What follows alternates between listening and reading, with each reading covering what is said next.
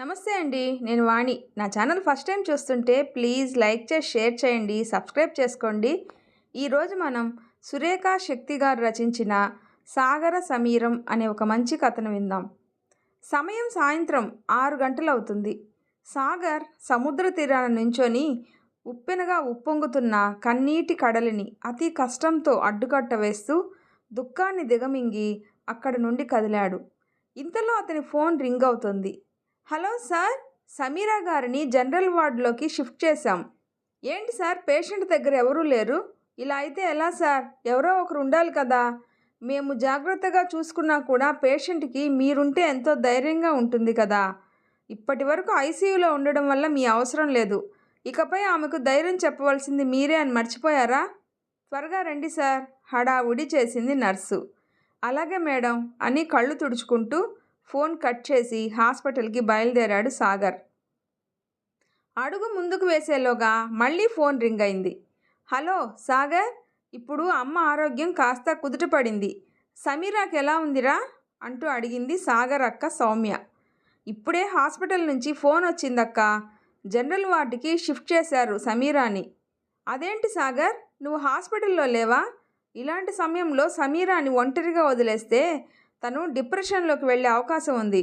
నువ్వు త్వరగా వెళ్ళి అక్కడ చూసి నాకు ఫోన్ చేసి చెప్పు సమీరా ఎలా ఉందో.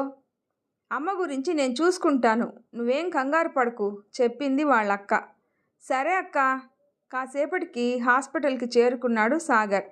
సాగర్ని చూసి మొహం తిప్పేసుకుంది సమీర. సాగర్ బెడ్ దగ్గరగా కుర్చీ లాక్కొని కూర్చొని, సమీరా, నన్ను చూడడం కూడా నీకు ఇష్టం లేదా? నన్ను క్షమించు అంటూ సమీరా చేయి పట్టుకున్నాడు. సమీరా ముఖం తిప్పేసుకొని అతని చేతిని విదిలించి పక్కకు తిరిగింది. నీకు పదే పదే సారీ చెప్తున్నా అని అలసైపోయానన్నమాట అన్నాడు సాగర్. తప్పంతా చేసేసి ఒక్క మాట సారీ అని నోటి చివరి నుండి చెప్పి జరిగింది మర్చిపో అంటే ఎలా మర్చిపోవాలి సాగర్? బుగ్గల మీద కన్నీటిని కూడా తుడుచుకునే ఓపిక లేక అలాగే పడుకుంది. అలా కాదు సమీరా, నువ్వు నా పరిస్థితి కొంచెం అర్థం చేసుకో. అతని మొహంలో చిరాకు కనిపిస్తుంది. అర్థం చేసుకున్నాను కాబట్టే మీరు ఇలా నా ప్రాణాలతో చెలగాటం ఆడినా మౌనంగా నాలో నేనే కుళ్ళిపోతున్నాను తప్ప మిమ్మల్ని మీ అమ్మగారిని పల్లెత్తు మాట అనలేకపోతున్నాను అంతే రోషంగా చెప్పింది సమీరా. అయ్యో సమీరా, నువ్వు అలా మాట్లాడుకు, నేను భరించలేను. అమ్మ మొండిగా తిండి తిప్పలు మానేసి తన ప్రాణాల మీదకు తెచ్చుకుంది కదా, నీకు అది అర్థం కావట్లేదు. అతని మొహంలో కోపం ఛాయలు కనిపిస్తున్నాయి. హా అవును, ఆవిడ ఆడదే కదా. అమ్మతనంలో మాధుర్యం ఏమిటో ఆవిడకి తెలీదు. నా కడుపులోని బిడ్డని బయటికి రాకుండా అడ్డుకున్నది ఆవిడ కాదు. ఆవిడ మీద ప్రేమతోనే కదూ మీరు నా ప్రాణాలతో చెలగాటం ఆడారు. ఎవరిచ్చారండి మీకు అధికారం? నేను నోరు మూసుకోబట్టే కదా మీరు ఇలా చేశారు. సమీరా కోపం చూసి అతను మరింత రెచ్చిపోయాడు. అవునే, నాకు అమ్మంటే ప్రాణం. అమ్మ తర్వాతే ఎవరైనా. అమ్మకి ఇష్టం లేదు కాబట్టే నీకు అబార్షన్ చేయించాను. చాలా? ఇంకా ఏమైనా చెప్పాలా? అంటే మీ అమ్మ సంతోషం కోసం నాకు ఈ కడుపు కోత సృష్టించారన్నమాట. నిరసనగా భర్త మొహంలోకి చూసింది. చాలే, ఇంక నోర్మయ్, అందరూ మనల్నే చూస్తున్నారు అన్నాడు సాగర్. ఆడదానికి ఆడదే శత్రువు అని అంటే ఏమిటో అనుకున్నా. మీ అమ్మలాంటి వాళ్ళని చూసే అలా అని ఉంటారు. ఇప్పుడు అర్థమవుతుంది. నా అమ్మతనాన్ని అడ్డగించిన అత్తగారిని తలుచుకుంటే ఆ మాట నిజమే అని అనిపిస్తుంది. అత్త అనే అహంకారానికి నిలువెత్తు నిదర్శనం ఆవిడ. నా అపరంజి బొమ్మ నా చిట్టి తల్లిని తన స్వార్థం కోసం బలిచ్చింది. అంతేలేండి, నా చిట్టి పాపాయి ఒక విధంగా అదృష్టవంతురాలు అనిపిస్తుంది. నాలాగా ఇంకో ఇంటికి కోడలుగా వెళ్ళి నాలాగా కడుపు కోత భరించక్కర్లేకుండా మీలాంటి వారు పెట్టే బాధలు పడకుండా నా కడుపులోనే కరిగిపోయింది. నాకు ఇంతటి కడుపు కోత బహుమతిగా ఇచ్చిన మిమ్మల్ని మీ అమ్మని నేను నా మరు జన్మలో కూడా మరువను, అలాగే మన్నించలేను కూడా. సమీరా, నువ్వింత ఆవేశపడటం మంచిది కాదు. అమ్మ మొండితనం, నీ మూర్ఖత్వం వల్ల నాకు మనశ్శాంతి కూడా మాయమైపోయింది. అది చాలదని ఇద్దరూ కలిసి నాపై మాటల తూటాలతో దాడి చేస్తున్నారు. ఇప్పుడు ఏమైందని ఇంత గొడవ చేస్తున్నావు? 3 నెలలు నీ కడుపులో ప్రాణం పోసుకున్న బిడ్డ దూరమైతే నీకింత బాధగా ఉంది. మరి 30 సంవత్సరాలు నన్ను మా అమ్మ ఇంతే ప్రేమగా పెంచింది కదా! మరి అమ్మ దూరం అవుతానంటే నేనెంత బాధపడాలి అన్నాడు. చాలా బాగుందండి. నన్నే మూర్ఖురాలు అని అంటారా? ఆవిడ ఆడదే కదా! సాటి ఆడదాని ఆవేదన అర్థం చేసుకోలేని ఆవిడ గురించి బాధపడుతున్నారు మీరు. మాటలు చాలా పదునుగా వస్తూ ఉంటే సాగర్కి మతిపోతుంది. ఇకపై ఇలా జరగకుండా చూసుకుంటాను, నన్ను నమ్ము సమీరా. చాలండి చాలు. మీకో దండం, ఆవిడకో దండం అంటూ విసురుగా దండం పెట్టి కళ్ళు తుడుచుకుంది. ఇక్కడే ఉంటే మళ్ళీ ఇలాగే ఇంకోసారి అవదని ఎలా నమ్మాలి మిమ్మల్ని? అప్పుడైనా నాకు ఆవేదన తప్పదు కదా! అందుకే నేను ఒక నిర్ణయానికి వచ్చాను అంది సమీర. ఏమిటది అడిగాడు. మీకోసం, మీ అమ్మ కోసం నేనెందుకు రాజీ పడాలి? మీకు ఇష్టమైతే మనం కలిసి ఉందాం. కేవలం మన ఇద్దరమే. మనతో ఇంకెవ్వరూ ఉండకూడదు. లేదంటే జరిగింది ఒక పీడకల అని ఎవరి దారిన వాళ్ళు బతుకుదాం. సమీరా, బాగా ఆలోచించు. ఏం మాట్లాడుతున్నావో అర్థమవుతుందా? ఆవేశంలో తీసుకునే పిచ్చి నిర్ణయం నీ జీవితాన్ని నాశనం చేస్తుంది అని అరిచాడు సాగర్. మీకు నా మీద అరిచే హక్కు, చెప్పే అధికారం లేవు సాగర్. కొంచెం నెమ్మదిగా మాట్లాడండి కఠినంగా హెచ్చరించింది సమీర. నాశనమయ్యేది నా ఒక్కదాని జీవితం మాత్రమే కాదు, మీది కూడా. నేనేమి విడాకులిచ్చి వెళ్ళిపోను. నా కడుపులో కరిగిపోయిన బిడ్డ సాక్షిగా చెప్తున్నా. దీనికి కారణమైన వాళ్ళు కుళ్ళి కుళ్ళి ఏడ్చినా, చేసిన తప్పుకు పశ్చాత్తాపడినా నేను క్షమించను కసిగా అంది సమీర. మనం ఒకే ఇంట్లో ఉన్నా మన మధ్య ఏమీ ఉండదు, కనీసం మాటలు కూడా అని హెచ్చరించింది. మీకు కట్నం ఇచ్చి కొనుక్కున్నాను. ఇంట్లో పనులు మీరే చేయాలి. మీరు ఆవిడ కలిసి చేసిన కుట్రకు కుళ్ళి కుళ్ళి ఏడవాలి. ఆమె మాటల్లో కసి అర్థమవుతుంది. నేను ఇంత చెప్పినా అర్థం చేసుకోకుండా మూర్ఖంగా మాట్లాడితే నేనేమి చేయలేను. అయినా ఇదేమీ పెద్ద విషయం కాదు సమీరా. మా అక్కకి 7 సార్లు అబార్షన్ జరిగింది. అయినా తను సంతోషంగా ఉంది. మరి నువ్వెందుకు ఇలా రాద్ధాంతం చేస్తున్నావు?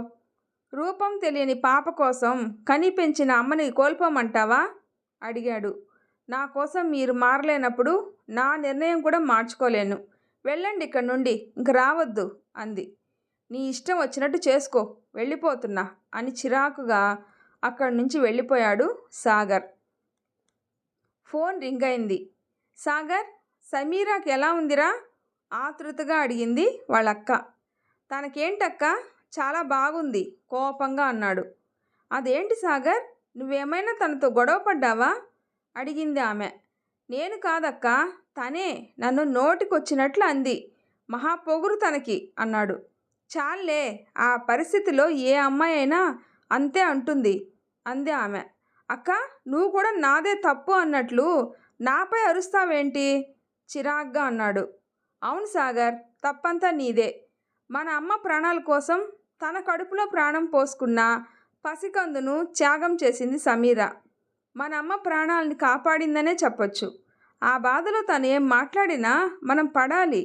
కానీ నువ్వేం చేసావు? తనకి ఇష్టానుసారంగా మాట్లాడావు. ఆమెతో ఇది తప్పు కాదా అంది ఆమె.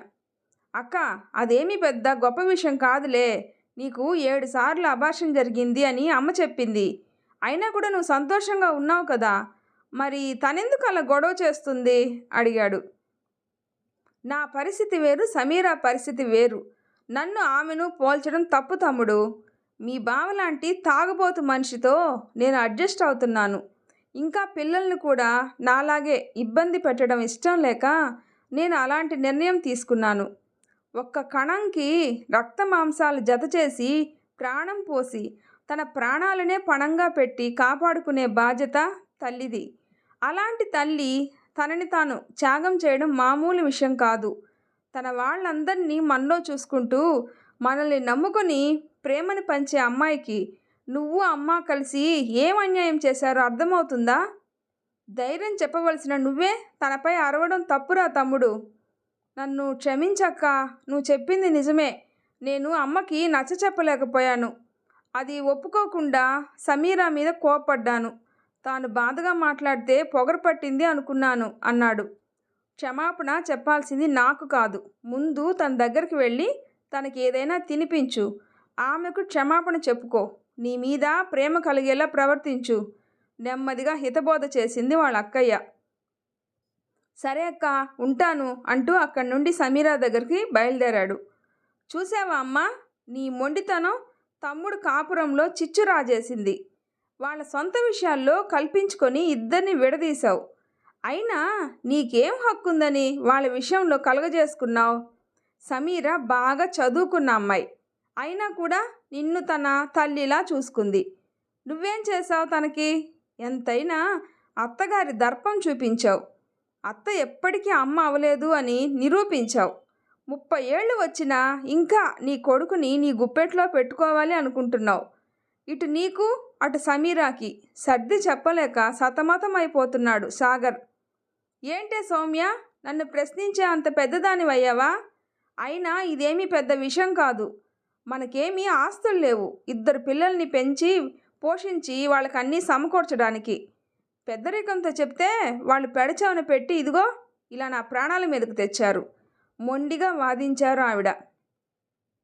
అమ్మా, మీ అత్తగారు కూడా ఇలా చేస్తే నువ్వు మమ్మల్ని కనేదానివా? నీకో న్యాయం, నీ కోడలికో న్యాయమా? నీ కాలి కింద చెప్పులా నీ అత్తగారు ఉండాలి. మరి నీ కోడలి కాలి కింద నువ్వు అలా ఎందుకుండవు? మనం ప్రేమతో ఎదుటివారి మనసులో స్థానం సంపాదించుకోవాలి, అధికారంతో కాదు. మా అత్తగారు నిన్ను చూడడానికి వెళ్ళొద్దు అని నన్ను అన్నుంటే ఇప్పుడు నిన్నెవరు చూసుకునేవాళ్ళు? అడిగింది. అమ్మా, నీకింత జరిగిన తర్వాత కూడా విషయం అర్థం కాకపోతే ఎవ్వరం ఏమీ చేయలేం. పెద్దరికం అంటే పంతం పట్టి సాధించుకోవడం అని అనుకుంటున్నావా? రేపు తమ్ముడు నీ బుద్ధి అర్థం చేసుకుంటే నిన్ను అమ్మ అని కూడా పిలవడు. అప్పుడు నీ వెంట ఉండేది ఎవరో గుర్తు చేసుకో. వాడు నా కొడుకు, ఎప్పటికీ అలా మారడులే. నీ శాపాలు నాపై పనిచేయవు. వెళ్ళి నీ పని చూసుకో అంది ఆవిడ. సరే, నేను వెళ్తున్నా. నీ కొడుకు చేతే పనులన్నీ చేయించుకో అంటూ గదిలోంచి బయటికి వచ్చింది ఆమె. ఒరే తమ్ముడు, నువ్వు అమ్మ మారరు అని అర్థమైంది. అమ్మ దగ్గర నేనుండి చూసుకోను. నాకు సంసారం ఉంది. నాకు మా ఆయన కావాలి. నీలా కుటుంబాన్ని వదిలేసుకోలేను నేను అంది సౌమ్య. అక్క, నేను వచ్చేదాకా ఉండు. సమీరాతో మాట్లాడుతున్నా. తనను కన్విన్స్ చేసి వస్తాను. అమ్మకి నేను చెప్తాను. ప్లీజ్ ఉండు అంటూ బతిమాలాడు. చెప్పినట్లే 1 గంటలో అక్కడికి వచ్చి, అక్క, నేను అమ్మతో గట్టిగా మాట్లాడతాను, నువ్వు అడ్డుకోకు, తల్లి బెడ్ దగ్గరికి వెళ్తూ చెప్పాడు. సరే తమ్ముడు, నేను ఆవిడతో మాట్లాడలేను. ఆవిడ పరిస్థితి ఏంటో నువ్వే చూసుకో అంది సౌమ్య. అమ్మా అంటూ పిలిచాడు సాగర్. వచ్చావా నాయనా? మీ అక్క చూడు నన్ను ఇలా వదిలేసి పోయింది అంది ఆవిడ భారంగా.